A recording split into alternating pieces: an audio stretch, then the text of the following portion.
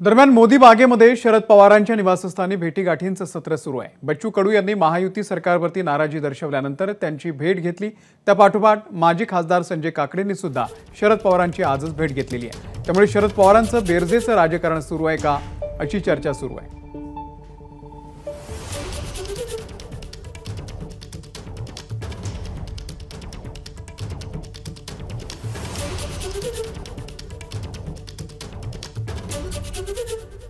दरम्यान शरद पवारांसोबत राजकीय चर्चा झाली नसल्याची संजय काकडे यांनी सांगितलेलं आहे। यावरती पक्षानं प्रश्न विचारल्यास आपण उत्तर देणार असल्याचं देखील त्यांनी यावेळी स्पष्ट केलं आहे। राजकीय संकेत काय जातात ह्याच्या पलीकडे माझा मित्र जो आहे त्याच्या मित्राच्या कामासाठी मी आलो इथे।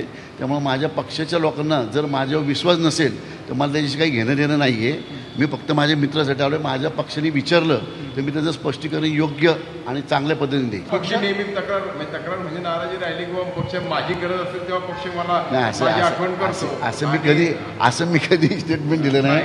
असं वैयक्तिक मी कधी असं स्टेटमेंट दिलं नाही की पक्षाला गरज असेल तेव्हाच माझी आठवण करत। असं माझं कुठलं स्टेटमेंट असेल तर मग ते खरं असेल, परंतु मला नाही वाटत मी असं कुठलं स्टेटमेंट। एबीपी माझा, उघडा डोळे बघा नीट।